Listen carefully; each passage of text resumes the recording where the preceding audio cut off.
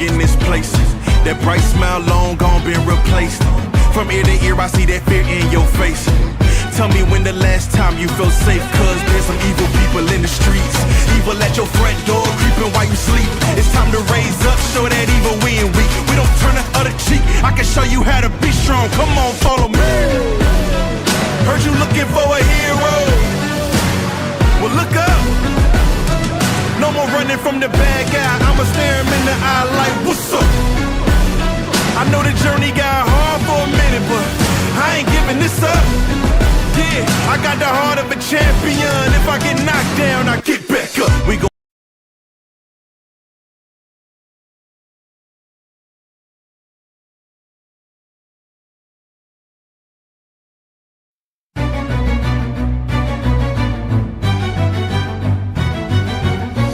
It's been dark way too long in this place. That bright smile long gone been replaced. From ear to ear I see that fear in your face. Tell me when the last time you felt safe, cause there's some evil people in the streets. Evil at your front door, creeping while you sleep. It's time to raise up, show that evil we ain't weak. We don't turn the other cheek, I can show you how to be strong. Come on, follow me. Heard you looking for a hero. Well, look up. No more running from the bad guy, I'ma stare him in the eye like, what's up? I know the journey got hard for a minute, but I ain't giving this up. Yeah, I got the heart of a champion. If I get knocked down, I get back up. We go.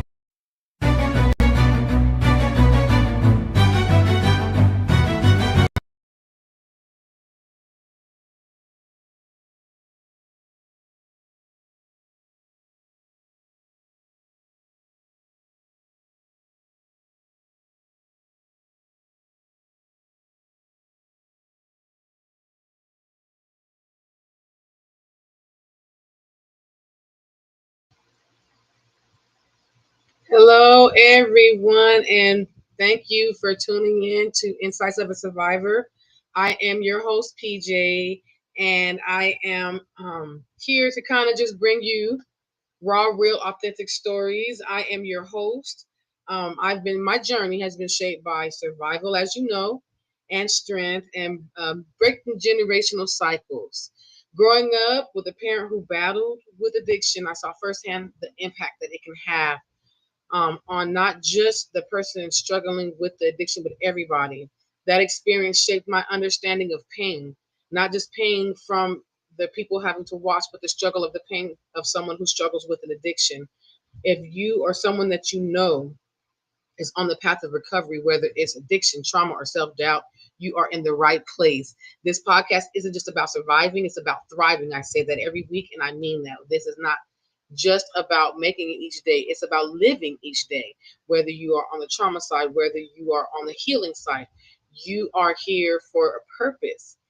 And it's about reclaiming that purpose, finding your power, finding hope, and finding it in the right places that works for you. So thank you all for tuning in so much. Thank you so much. And just not let's not forget, if you have a question for me, don't forget to submit it to Ask PJ. I'm going to have a segment every week where someone asks me a question. I'll answer it. Answer your real, raw, unfiltered questions. Again, within limits. I'm not going to talk about certain things, but most of stuff are up for grabs. I want to talk about healing, empowerment, my story, my journey, my life. Whatever you need to know. How did I get to where I am? What am I still struggling with? What am I still working on? Ask me about anything. And let's not forget that I just started this network.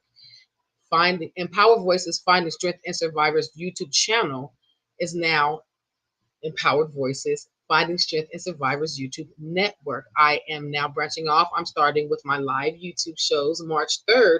I will also be launching a brand new series. It's going to be titled I Survived Domestic Violence.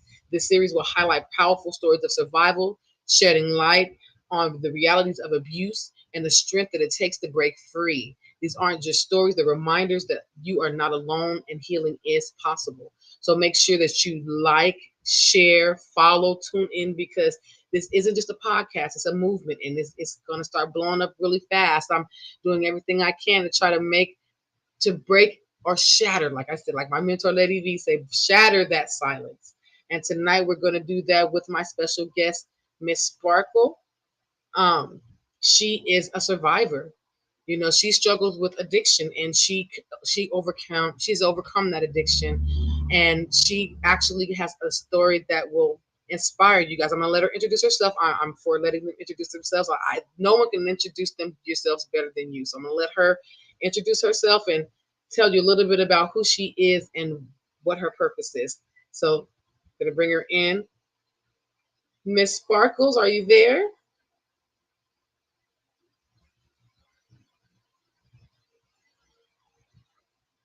We can't see you. Oh, I think she cut out. Well, that's okay. That's okay. We're going to just keep the ball rolling. So, like I said, with me, I am a survivor of trauma.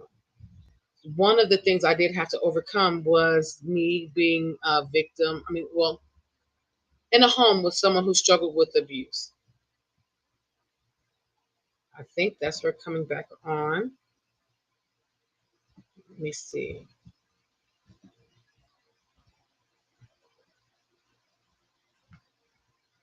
I apologize, you guys. This is still new for me, so we're all working this together, but that's okay.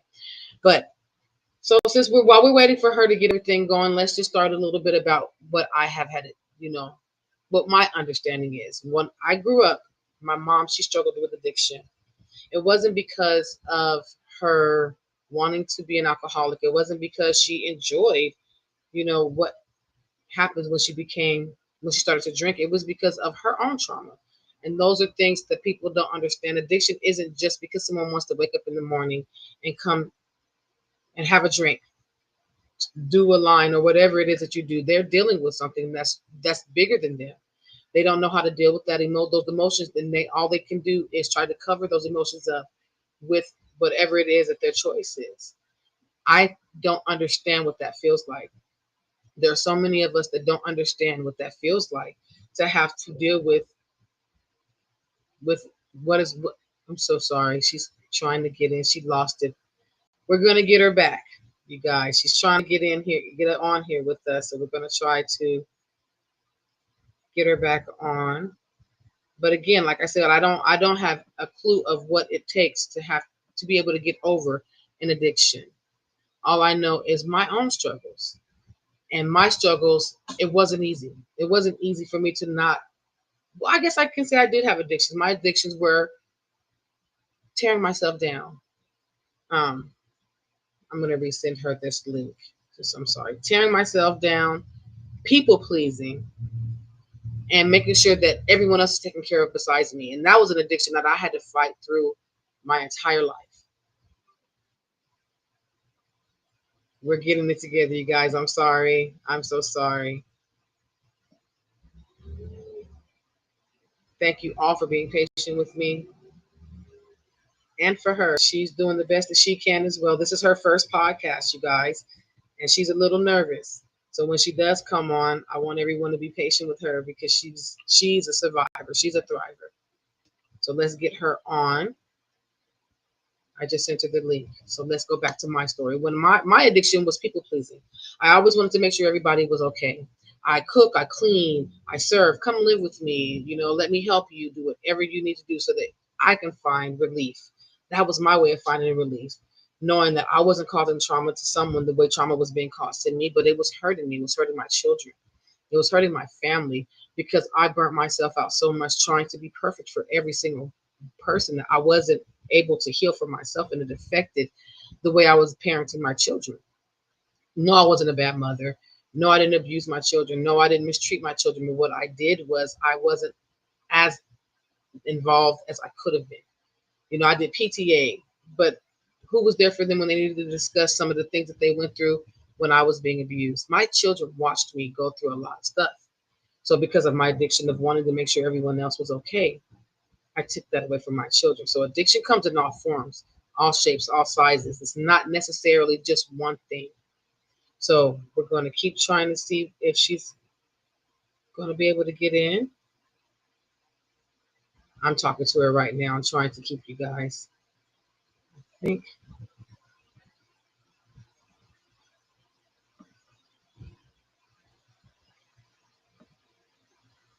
thank you guys again for the patience you guys are showing me.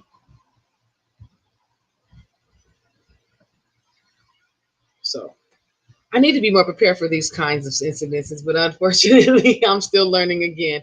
But like I said, I wasn't really there for my children the way they needed me to be because I was addicted to help, and I was ready to just give up on life.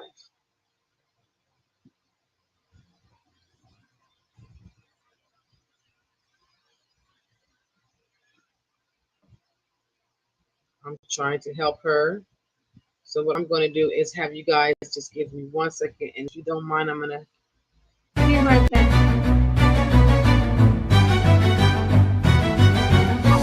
It's been dark way too long in this place. That bright smile long gone been replaced. From ear to ear I see that fear in your face. Tell me when the last time you felt safe, cause there's some evil people in the streets.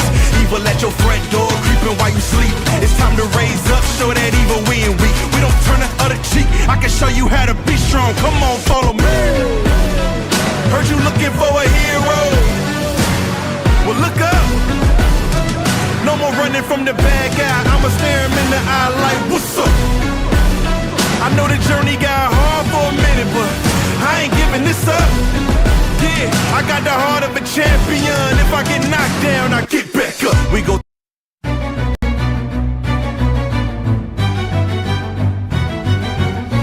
It's been dark way too long in this place. That bright smile long gone been replaced. From ear to ear I see that fear in your face. Tell me when the last time you felt safe, cause there's some evil people in the streets. Evil at your front door, creeping while you sleep. It's time to raise up, show that evil we ain't weak. We don't turn the other cheek, I can show you how to be strong. Come on, follow me. Heard you looking for a hero. Well, look up.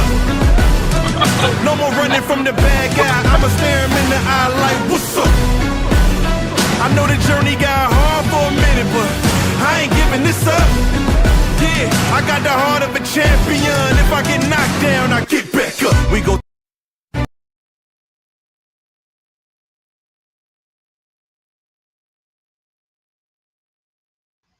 Okay, everyone, we figured it out. Hello, Miss Sparkle.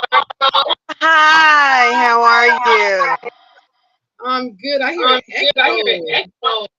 Because you're in my car. Let me take this off. Okay. I'm so sorry. You guys, we were trying to get everything together. It was technical difficulties, but we got you on, and I'm so happy to have you on the show. So can you just I am so introduce happy. I'm yourself? so excited. Yay. Well, just go ahead, jump in, introduce yourself, tell everybody who you are, and what brings you to our show today. Okay, well, I am Sparkles. I'm Sparkles Harris. I am grateful to be here. It's been a while. Really not sure where to start off, but jumping on in, I am currently in Wisconsin. It's so cold up here. Wish y'all could see all the snow, but I'm dealing with it. I just made my 2 years of being sober. So digging deeper into that, I have was past tense and addicted to alcohol for 30 years. It stemmed from a lot of pain and a lot of trauma. For a long time, I just believed that my past defined me, and it took a while for me to get the realization that it did not. My mom died when I was 9 years old in a house fire. Me and my sisters was aware we was in it with her.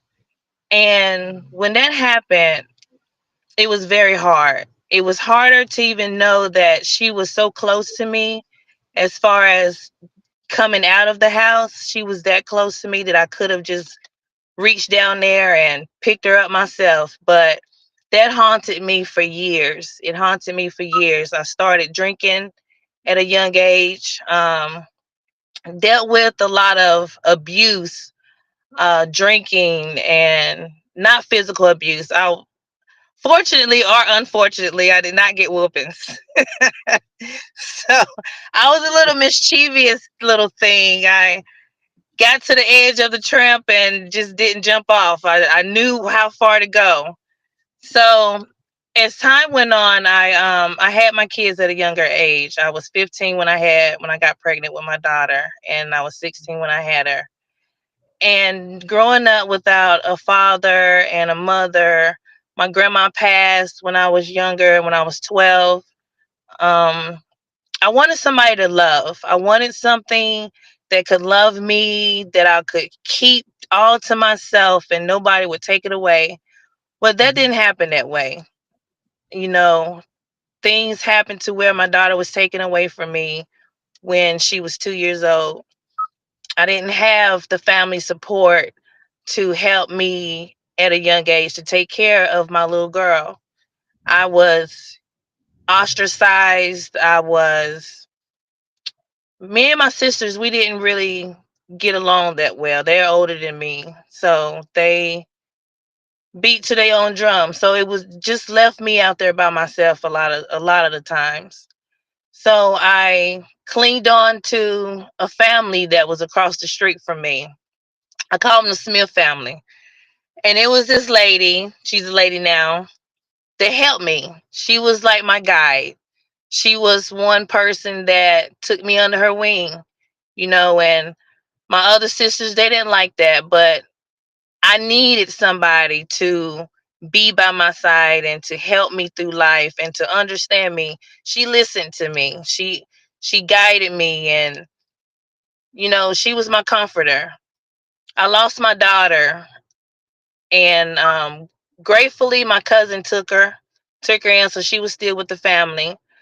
Unfortunately, for a whole year I was unable to see her. So back then I used to think that they coached her to not love me, to not be with me, to not want to know who I was.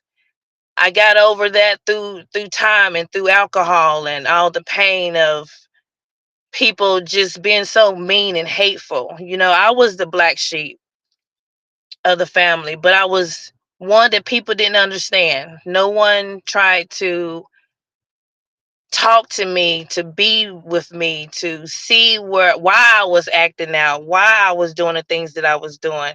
No one tried to understand that. No one wanted to understand that. And that goes into I'm gonna skip around a little bit because I want to get to the good part. That's like the introduction of myself. I had a hard life, but what kept me going was God. My grandmother, Mama Jude, she took us to church every Sunday. She read the Bible to me, and she was my heart. I loved that lady to death, but she would cuss you out in a heartbeat. But she had a heart full of gold. She would give the shirt off her back. She was one of those grandparents that everybody went to, knowing they was gonna get cussed out, but they'll still love being around her anyway. And when she passed away, that was another tragic moment because now I'm like, I don't have nobody. Everybody's gone. So now what?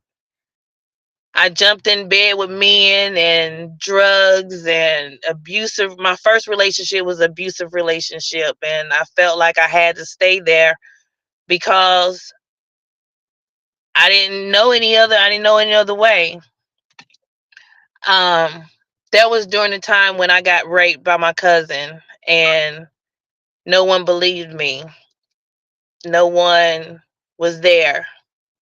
So I left North Carolina and I moved around, and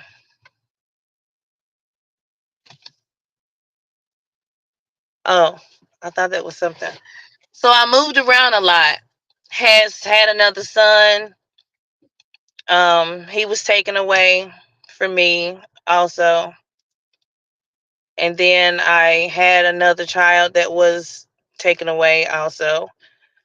So I went to prison. I'm skipping around. I'm so sorry. But I went to prison, and all the pain that I went through, all the misery, all the trauma, when I got in behind those walls, I prayed and I said to myself that I was not going to leave feeling the same way I came in. I released that little 9-year-old girl that wasn't there for her mom, that blamed herself for years because I couldn't get her. I left that raped little 19-year-old girl that didn't nobody believe, didn't nobody have faith in. Everybody looked at me like I was just this problem child. I had to believe in myself. I had to fight for myself because nobody else would. I didn't know how to take care of my kids. I didn't know how to love them properly. So I think my comfort with that is that God knew that they would be better off. That's what I thought. But when I came back into their lives, I didn't realize the pain that I caused them for not being there. And for my own selfish reasons, I thought that it would be better if I just wasn't there because I didn't approve of my father coming in and out of my life. Either you gonna stay there or you gonna not be there at all. So that's what I told myself. I'm not gonna stay in North Carolina, so why be in and out of their life, disappointing them? I dealt with disappointments. I know how that feel. So I thought I was doing them a favor by staying away. But come to find out, I hurt them even more because they forgave me. They understood, but I didn't understand that because of how I was brought up. I didn't understand on how to love and to be there and to be committed to something wholeheartedly. I didn't understand how to keep it together. I went through my trials of prostitution and running whores and selling them and riding around with pimps and going around just different states, hopping and hopping and hopping. And I just got tired, and my alcohol addiction got even worse because getting and jumping in beds and seeing all these men, you have to be medicated with something. If you're not, then something's wrong because it's immoral. It's not something that you just want to tell everybody that you're doing. So I think for me, I used that to numb the pain that I was feeling of me losing my kids, me not having a father, me not having a mother, me not having all these things. I felt like it was stolen from me.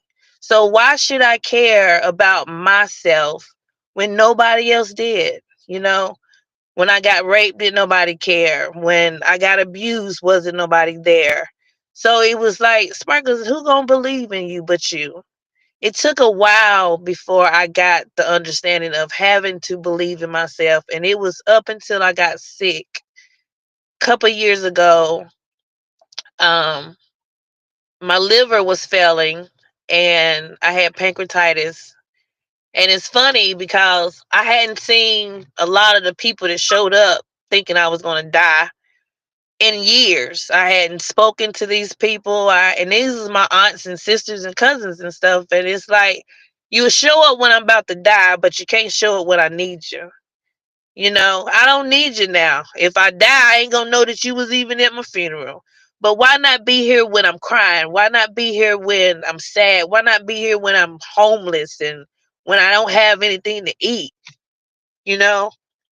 So I went into treatment, and it was the best time I ever had in my life because now I could see who Sparkles really was.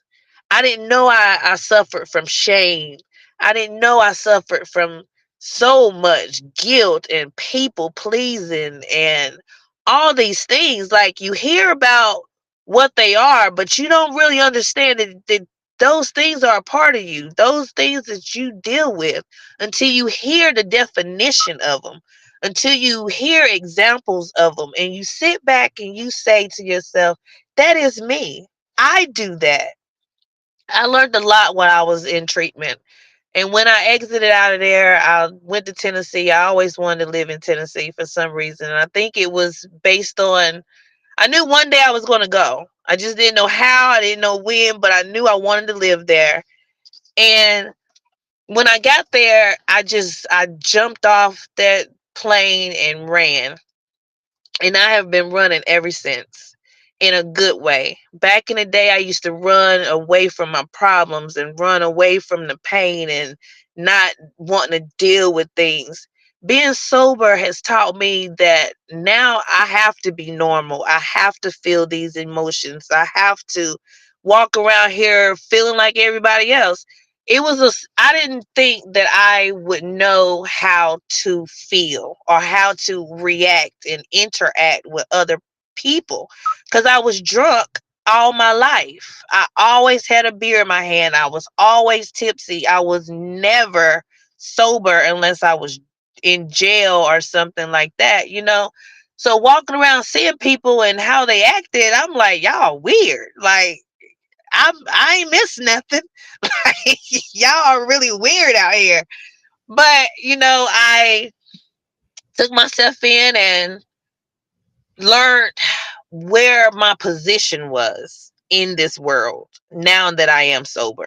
I had to find out who I was, where I belong, and where I stood. Because me jumping from state to state and trying to find me, like, who is you? Who are you trying to find when you don't even know who you are? So you gonna keep running around in these circles trying to find somebody that you don't even know who you looking for. So it's a blessing now that I know who I am. I know what I want. I know where I'm going. Um, last year, I'm a certified welder. And that's probably the first thing in my life I've ever completed was going to school. I completed it and then I got excited and I was like, I want to go back to school again. So I went back after 22 years and got my high school diploma. And I'm like, okay, I'm getting it. I want to go back again. I went for IT. I was like, okay, nah, I'm good. I don't want to do that.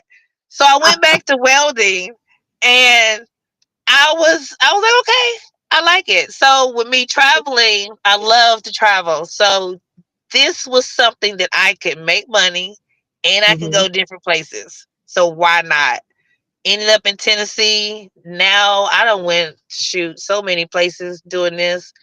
But now I'm settled here in Wisconsin, and Wisconsin is a place where I feel like it's a hidden gem. Mm-hmm. People are so nice here. They say they racist. I don't know where they are because I haven't seen them yet.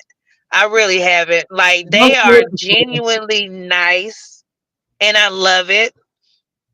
And I am building. So this place gives me a new life changing environment. Like I can literally rebuild and rebirth myself. I have done that. I am Mm-hmm. proud of who I have became. Mm-hmm. I'm proud of where I'm going. I'm proud of where God is taking me. Cause Mm-hmm. before I've always had God in my life. People say when you're drunk, when you're high, God ain't listening. That's a lie. Cause I think he listened to me more when I was in my distress. I know he listened to me more when I was hurting. Cause things happen when I prayed. And I'm one of them people when you pray, he answers. He hears me. He's heard me when I was drinking and he definitely hears me now. So I'm following him these days. Everything that he tell me to do, I'm doing. He tell me to go and talk to this person, I will go and talk to that person. He's helping me to build my empire for my grandkids and for my kids that I wasn't able to give them nothing in this world, no type of advice, no type of security, no type of nothing. I have to know that when I leave this earth, I have done something for them because they deserve that from me. So, writing my book I started it last year, Conquerors. I started writing and I jumped right into it. It was like I was talking to myself. It was flowing so well and then I got stuck. And I didn't start again until this year. I'm like, talk about writer's block. Like, I had a complete shutdown. Like, it blocked me completely. But when this year came, I kicked it off and is done. It will be out in like a couple months. I'll have it actually in my hand. But I don't think I'm a actually promoted to probably June, July, something like that.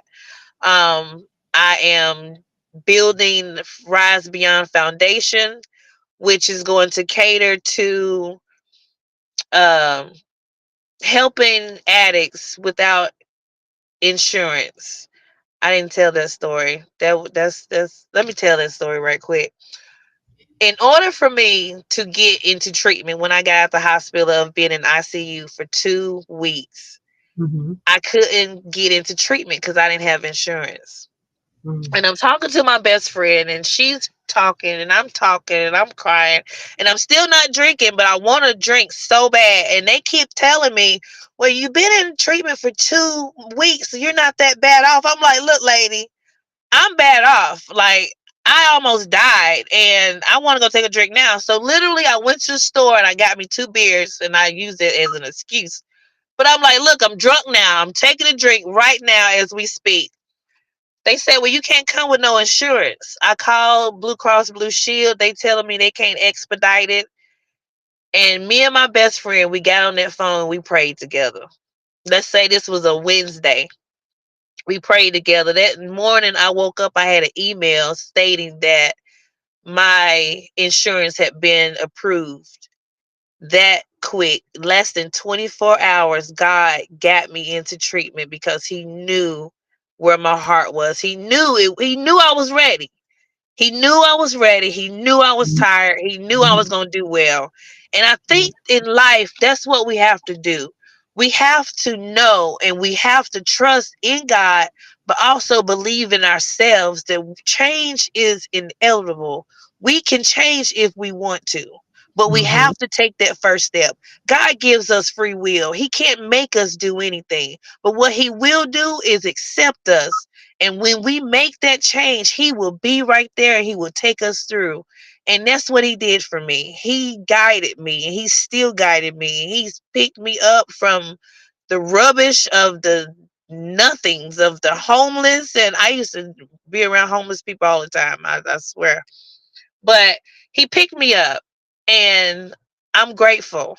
I'm grateful for my book. I'm grateful for my nonprofit that I'm doing, Rise Beyond, and also my children's books is influenced by that little 9-year-old girl that did not have anybody to talk to, that did not understand her emotions, that did not understand what was going on with her.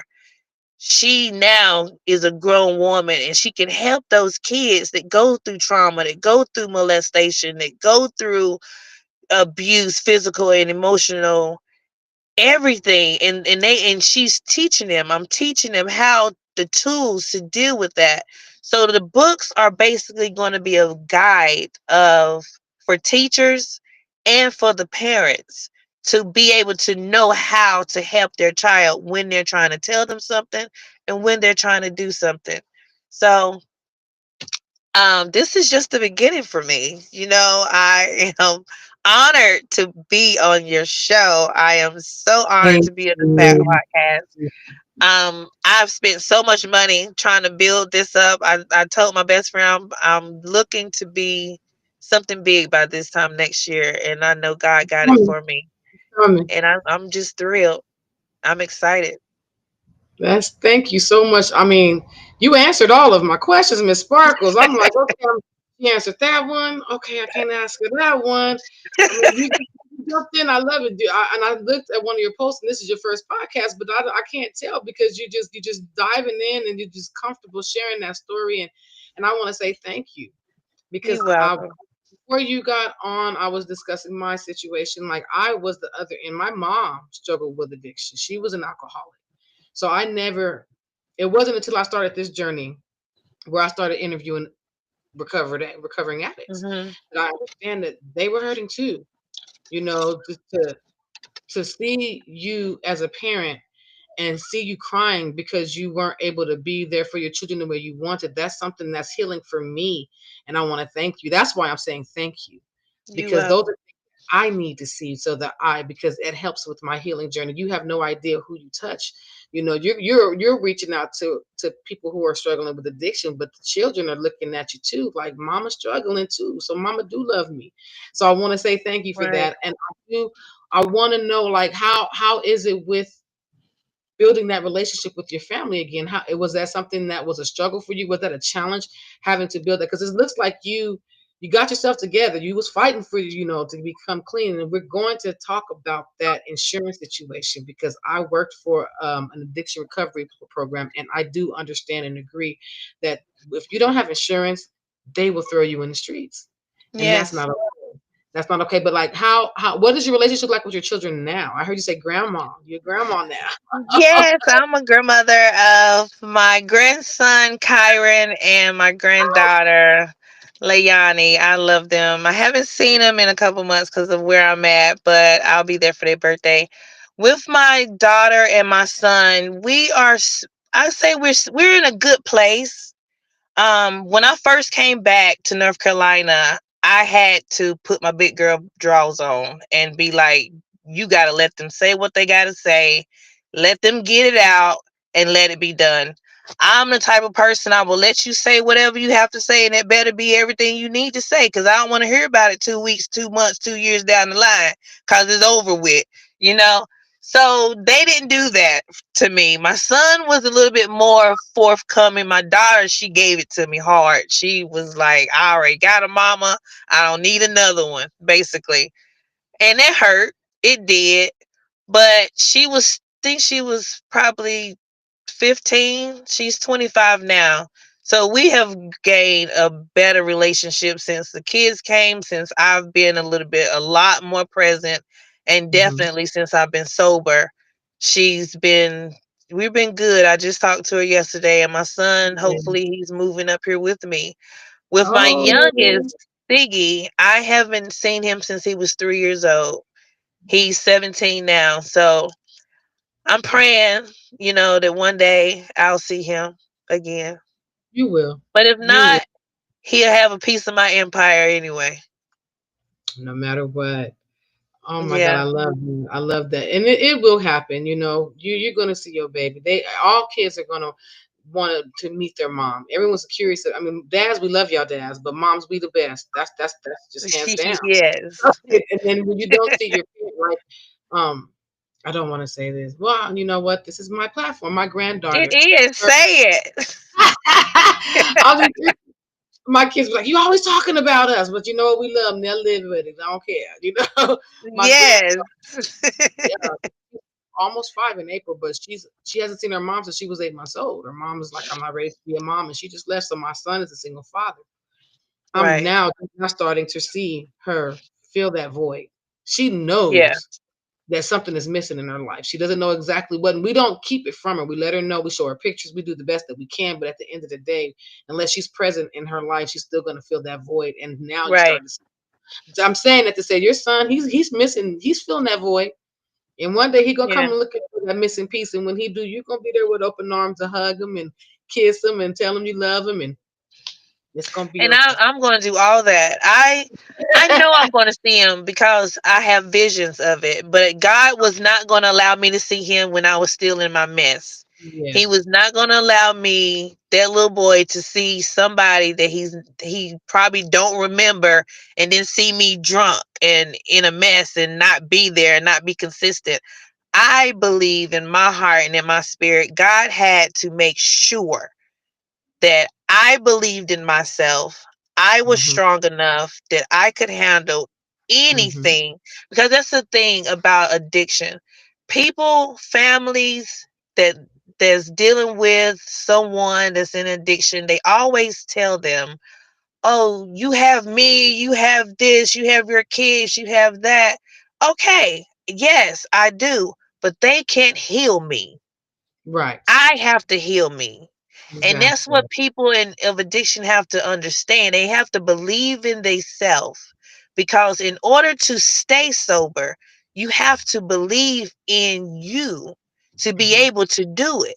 Because you cannot do it for anybody else, because people will disappoint you. People will let you down. People will leave you. People will say things to you, and what will you do? You will go back to their Mm, to their addiction because they done hurt that core again.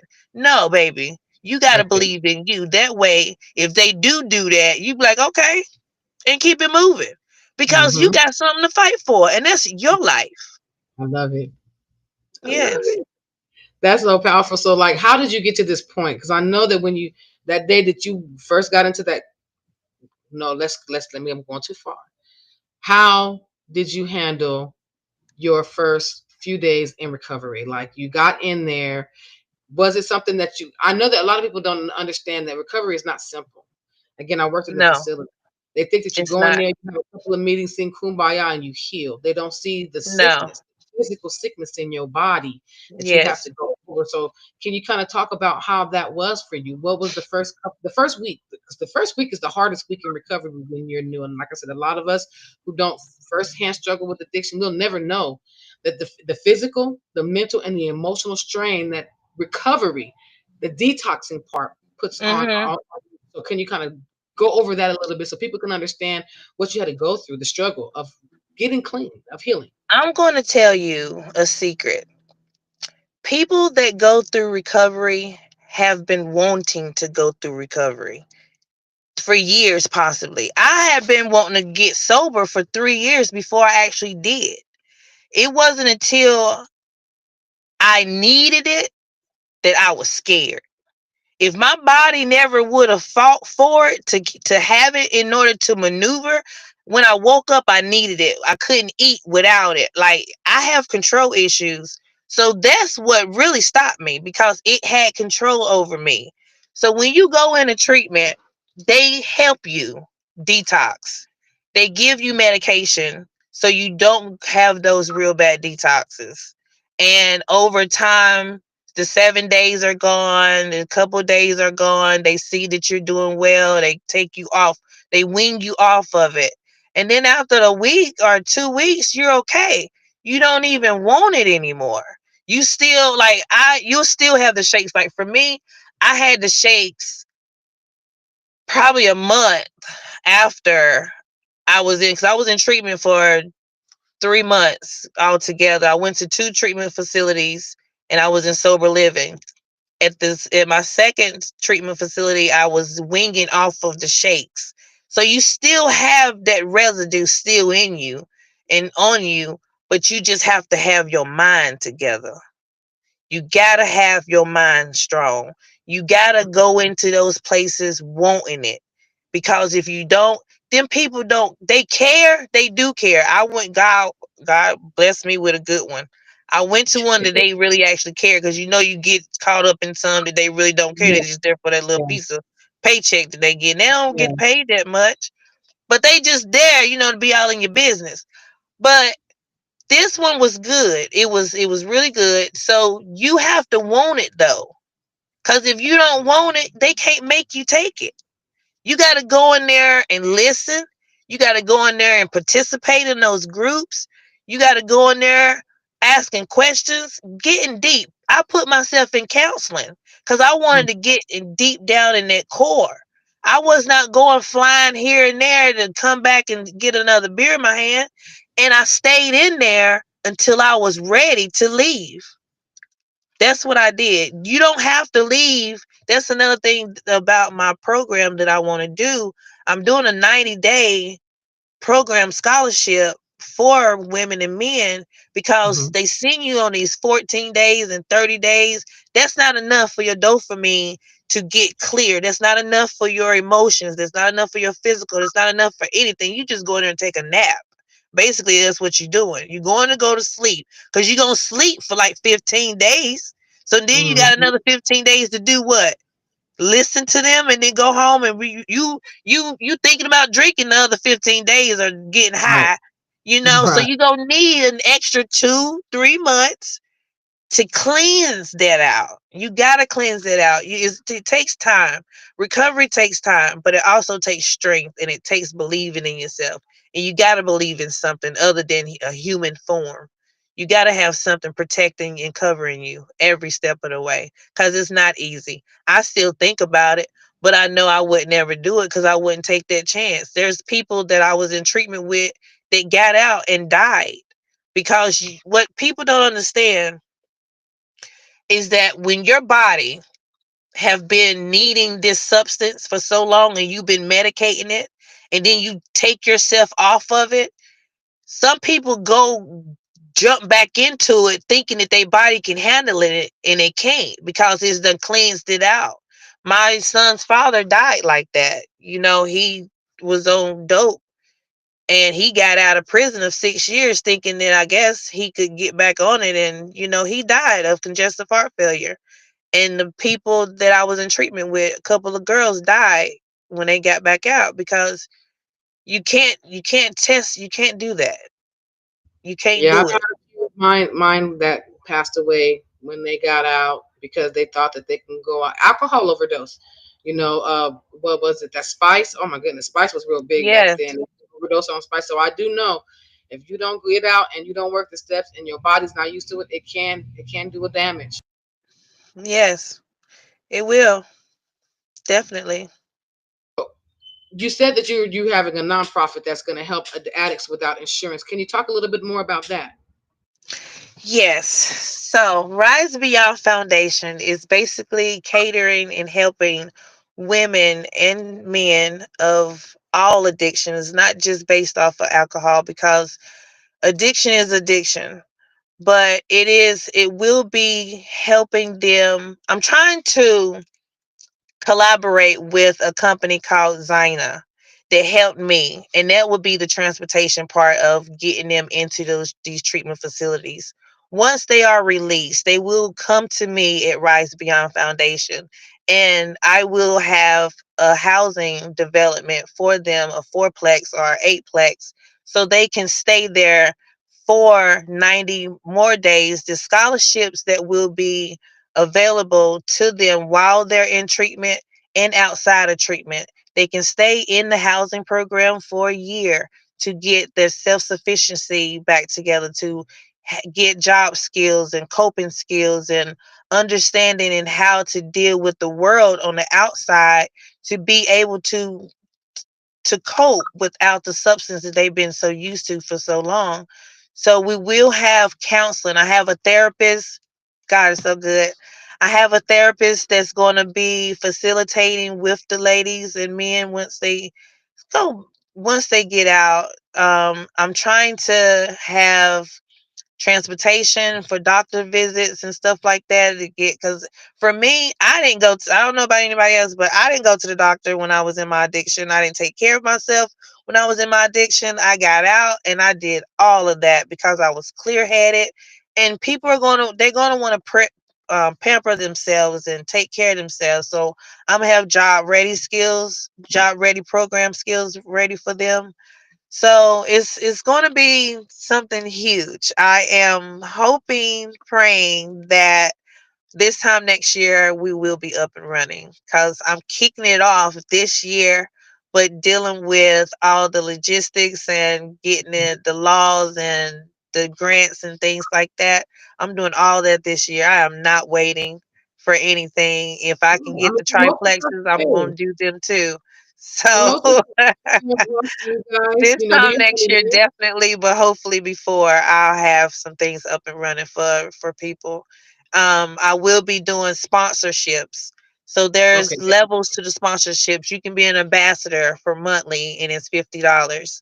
Or you can be a hope giver, that's $100. Or you can be an angel sponsor, that is $500.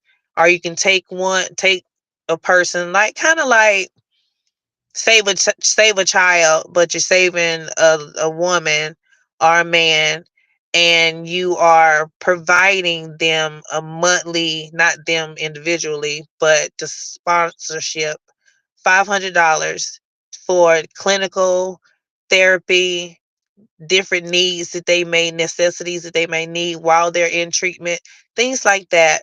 Also, we have a bigger tier that will be mostly corporate, $10,000 scholarships that will basically almost get them through the full program, because it's $1,000 a day in a good program. that you be in treatment. So, you add that up, it's a lot. So I'm trying to get as many, first start out with 5 people and then build myself up from there.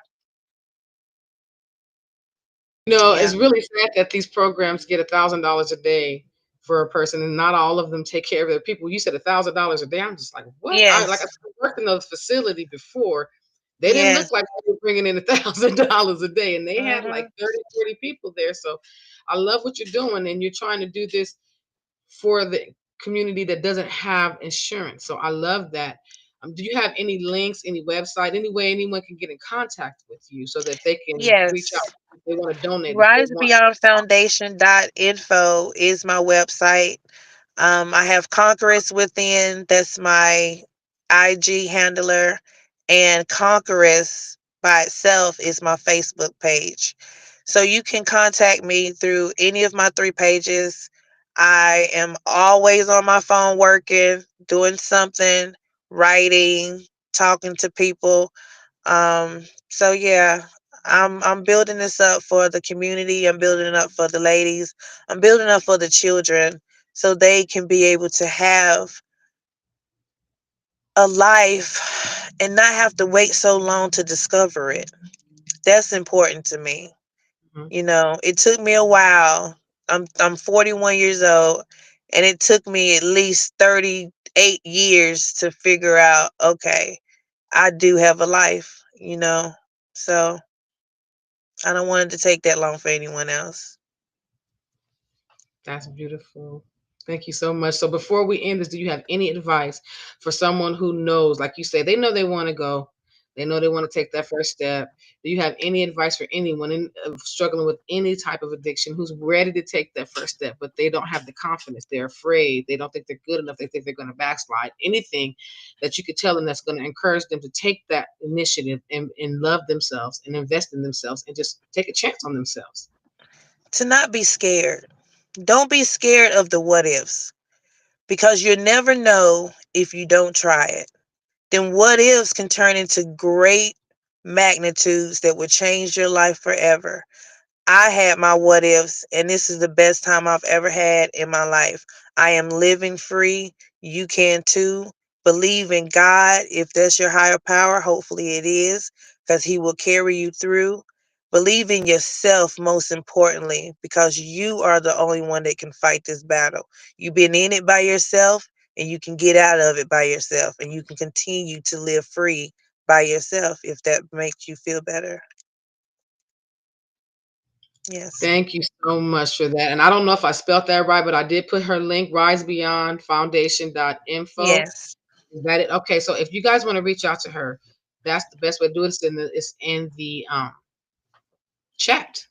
It's in the comment section. Yes. And again, if you guys, this is a woman who has overcome some of the hardest. I think that overcoming addiction to me is one of the hardest healing journeys that a person can go on. So thank you so much, Miss Sparkle, for Miss Sparkles with an S, you guys, because I've been calling you Miss Yes. Sparkle the whole time. For coming and I sharing your saw story. it. I'm like, oh, I'm so sorry. But thank you for coming and sharing your story with us. Thank you so much for empowering so many and for using your story to help. It's not always easy to use. It's always easy to use your story to help yourself. It's never easy to use your story to help others. So I appreciate that. So what Thank I'm going you. to do is I'm going to put you back stage again. If you want to hang out and to the end of the show, that's fine. And if not, you can click off because I'm going to be keeping in contact with you, following up with you, seeing if there's Yes. anything I can do Me on my too. end to help. Because I mean, this isn't going to be the last time. I see you doing big things, and I want to do my part to help. I work Yes. with a group of beautiful women of open letters to a survivor. One of them actually been commenting on here. Um, Open letters to a survivor. I'm sorry, Miss. Don't beat me up, y'all. I'm saying it wrong. Open letters to a survivor. I did say it right. And what they have shown me in the little bit of time that I've known them is that we have to rise together. So please don't give up on yourself. I believe in you. Yes. If no one else will tell you, and I'm sure you have a support system now, but if you don't, you got one now. So thank you so much Yes. for Thank your you. story. So again, if you want to hang back, you can. If you want to get on with your evening and just enjoy the rest of No, your I'll evening. hang back. That's fine. I appreciate you having me. Thank you so much. This You're has been welcome. a healing process still. Like, this is good. I Yes. appreciate it. Thank you. Thank you for being raw and not being ashamed of sharing your true story. I appreciate you. Yes. One moment. Okay, thank you guys so much. That was so wonderful. So that's a wrap for this episode of Insights of a Survival. If today's conversation spoke to you and you want to continue, just please like, subscribe, share this. If you know anyone who's going through these struggles, just know you or anyone dealing with whatever it is that they're dealing with, you're stronger than your struggles. And every step that you take counts. Overcoming addiction or supporting someone through it can feel like it's overwhelming. When stress hits, when triggers hits, just try some of these activities. Just breathe, take a deep breath, ground yourself, go for a walk, move around, stretch, dance, move, write, journal, anything. Reach out to someone if you can't. If you start to feel overwhelmed, don't give up on yourself. Like Miss Sparkles, she did not give up on herself. She reached out, she found the support, she did everything she needed to make sure that she was able to start her healing journey, because that's doesn't mean just because she started doesn't mean she's done. And like she said, this is a healing. This was healing in itself. If you do need support, or if you know someone that is struggling with addiction, help is available. You can call SAMHSA. I don't know how to say it, but it's the National Helpline for individuals who's dealing with abuse. It's 1-800-662-662-HELP, 1-800-662-4357 for free confidential guidance 24/7. And if you got questions, don't forget, ask Coach PJ, or not Coach PJ. I am a life coach, but ask PJ if you want to know anything about me, my journey, my story, my life. Let's keep the conversation going. I'll put my link tree in the comments, and you guys can click on my link tree. There's gonna be an option for you to sign up to ask a question, and if I get those questions in, I'll start answering them around this time of the segment. Um, just remember one thing to, oh, I'm sorry. No, you need to stay connected. I'm reading my stuff now. I'm getting this. I'm still new. Follow, subscribe, and share this episode, because healing isn't just personal, it is a movement. And Miss Sparkle, she did her thing. This episode, this is my first live episode that spoke about addiction. So please share this episode so that someone else struggling can learn from her journey. And if you are struggling, again, don't forget, call that number, 1-800-662-4357. And remember, you are not your past. You are your comeback. Keep rising, keep healing, keep thriving, keep growing. And until next time, thank you so much, for tuning in to Insights of